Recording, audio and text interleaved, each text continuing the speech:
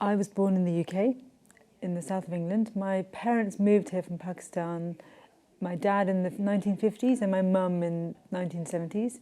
From about the age of 10, I began to realise that my life, as I thought it was my life, I wouldn't have the choices that I thought I'd have. I kind of realised that I wouldn't be able to choose whether I got married or not. And it became apparent when my mum said, "Oh, you've got to learn to cook and clean."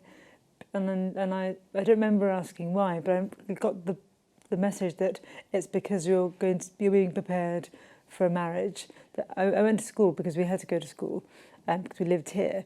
But then hearing conversations about, actually overhearing conversations that I was going to be possibly marrying this person or marrying that person, and then people teasing me, my uncles teasing me, saying, "Oh, you're going to marry a stranger. They're going to be horrible to you." And you're a young teenager, and you think, "Oh my God, this is really scary. How am I supposed to deal with this?"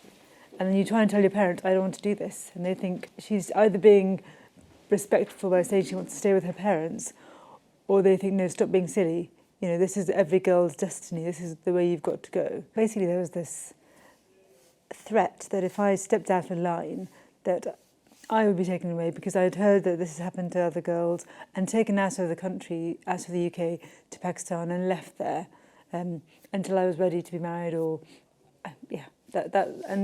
no one. My parents never said that, but that's how I was led to believe my life would go if I wore makeup, or if I wanted to cut my hair or something like that, or if I didn't listen to my parents. During this time, I was so afraid of being whisked off in the night, and because this is the kind of thing I'd heard, I would just read into the hours.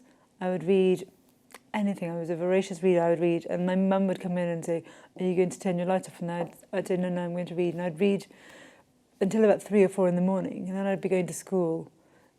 And it kind of helped with I love reading books. It did kind of help me to survive as well, if you like. When I was about 16, my mum thought, well, she's not had her periods. And my sisters had started when they were 12, and I was 16. And so a few years behind in terms of not having a period.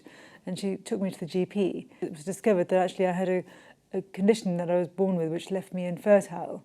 And my mum was absolutely, she was gutted that was the case, because she'd had this plan for me to get married, and suddenly she, and probably my dad, because I didn't talk to my dad about this, my mum would have spoken to him, had to do an about turn and think, "Oh my God, what are we going to do?" I remember someone saying to her, "You shouldn't have done these tests, because if you didn't know, it would have become the other person's problem, that she couldn't have children."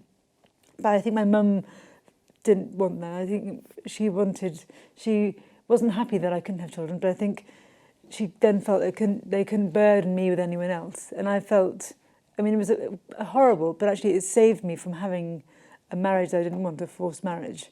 Because we went to Pakistan, and I was really scared that summer, thinking, "Oh my God, although I can't have periods," and some one investigation showed this, they were taking me to these wise men, or whatever they're called, these, I can't remember the term, but they would take me, and this one person held my pulse for, I don't know how long, a minute, if that, and said, "Oh yes, there's a bone obstructing her reproductive system.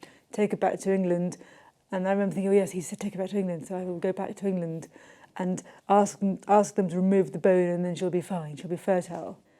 And I don't believe what you're saying, but I thought, if you're saying I can go back to England, that's fine, because my uncle was saying, "No, she's got to stay here, because she's too old to go back to England." But my dad was saying, no, you've got to come back. At the time, I didn't care that I couldn't have children. But I was 16. It wasn't what I wanted. But later on, when I realised, it led to me feeling a bit sad and upset about it. But at the time, it's what saved me.